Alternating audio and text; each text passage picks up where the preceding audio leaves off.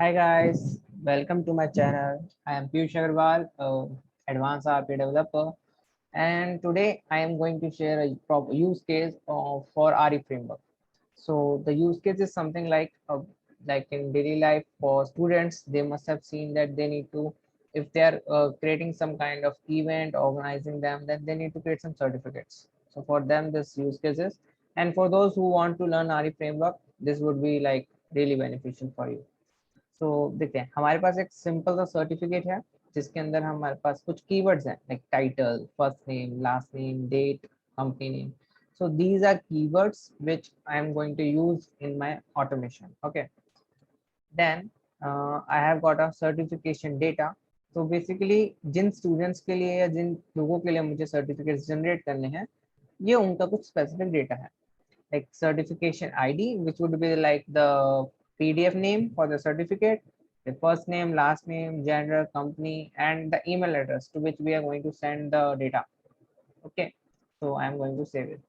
Now, if we talk about RE framework, so this is the custom template provided by UiPath for the RE framework with multiple states. Okay, so if you want to learn each and every state in too detail, just mention in the comments and I will develop the videos for that. So starting with this walkthrough, so I have here a mailing account. This is a this is a key value pair. Okay, so मैं इसको कैसे use कर रहा हूँ on my orchestrator. If we go to assets, there is this mailing account credential available. Okay, so I am using that to get access to my username and password. Then on queues, I have created one queue called certification data. इसके अंदर हमारे जो Excel का data है जिनके लिए मुझे certificate generate करना है वो डेटा आएगा. So let's go to RE framework. In the initialization state, if we go, there is no change in the config settings. I think let's open it. So this is the first XAML file that one needs to configure when I'm working on RE framework. So yes, there is nothing changed over here. Everything is same, which is like जैसा पहले से बना था वैसा ही हमारा init all settings रहेगा. Then moving down, we directly go to this get secure credentials.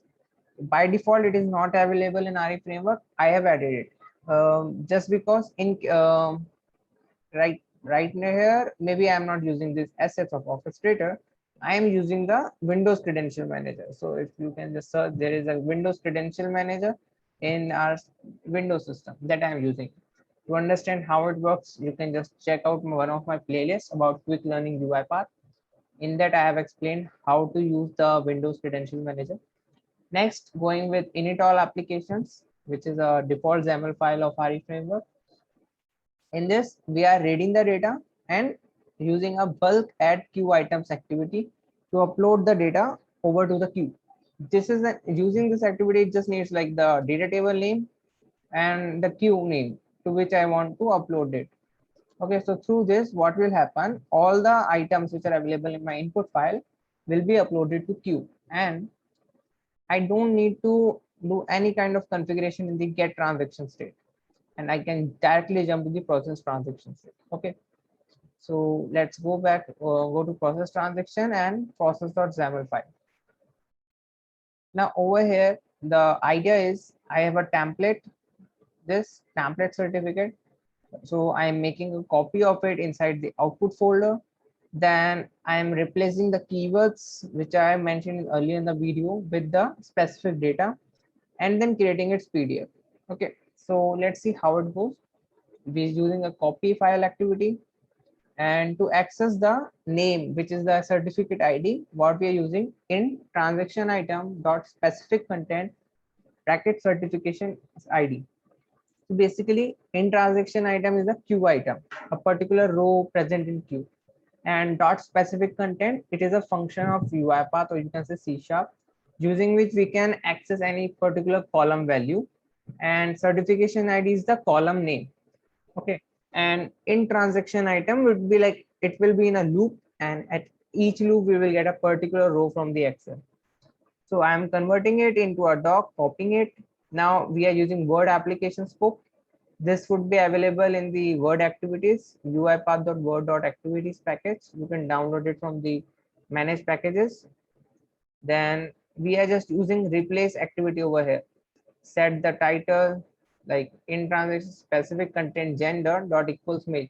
So just a condition for if the gender is male, then replace text in document with Mr. else with Mrs.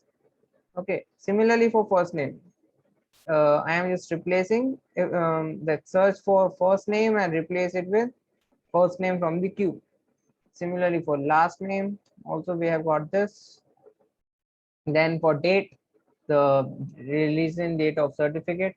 So here I am using a dot substring 0,10 because by default, when UiPath reads a date value from Excel, it also gives us a timestamp, which is by default 00:00:00. So using substring, we can just fetch the date, month, and year. Now, next we have got company name, same as that, and we are converting it to a PDF. So this PDF activity is also available in the Word package. If we search for Word over here, we will get different activities which are available with it. Okay. So, and we are using replace existing so that there won't be an option that the file already exists. It will just overwrite if the file is existing in the document. And to get the folder path, we are using in config variable, which is one of the best practices, because if the bot is deployed on any other system, you can just change it in the config file, which is a simple access file. And it might not be even necessary for you to do so. For whom you have developed the bot, they can directly do it in the access file, because there's something you don't want to use an Excel, you don't need to be a developer. Then we are deleting the file from our system, which is the doc file, the temporary file in which we have done the editing. Remember, we are not deleting the template file. Template file is something we are going to use for all the certificates. Then a write line activity for me to know if the mail has been sent or not. Remember, if you're running this from the orchestrator, use log activity over here. Then we are using send certificate, that is simply send SMTP activity. So for the tool, I am using again transaction item dot specific content email dot toString. Subject we are fetching from the config file. Similarly for body, and in the attachments, if you can see, we have the path of the PDF file which we are generating. Like I am just combining the output folder path from the config file with the certification ID name from the transaction item and the extension of the file, that is .pdf. Now, if we see the rest of the parameters over here, they are simply a 587 port, smtp@gmail.com. The email and password we have got from the get credential activity from the init all settings stage. First one. Yeah. Then just in the name, I have added a in config account name. Name is something like instead of your own email, something different would show when the mail is received by the receiver. Okay. Now moving on, let's just save it. We have got finally activity, that is set transaction status. So in this, whenever if your process is success, or there is some kind of business exception or system exception, that is handled over in this state. So there is no such need to do any action over here. It's just when you would be working in RE framework in a deep for any kind of project, you need to remember that this particular XAML file handles the exceptions, what needs to be done if any exception has occurred. If it has not occurred, like if system exception is there, then you need to retry. So retry mechanism is built in this particular activity. If there is a business exception, then that means there is some lack of input data. So in that case, you won't be able to automate anything. So you need to move on to the next transaction. And if we talk about success, then everything was perfect and you just need to move on to the next transaction. Okay, so that was the workflow of this bot. In the end process state, there is not much or maybe nothing. Yeah, there is nothing because we are not opening any kind of application. Everything is in background. Now let's just run this bot. I will close this config file. In constants, I have got the keywords like the title, first name, last name, which I'm going to replace, because in future if the certificate template changes or the user might want to use different kind of keyword, then you can just replace them over here, and this mapping will remain constant for our bot. Similarly, I'm also using the input and output folder path, file path over here, so that they can be easily changed anytime. Yeah, that's it. So let's save and run the bot. And over here, you might be able to see if right now it is 4-0. Now the bot has started. Let's see.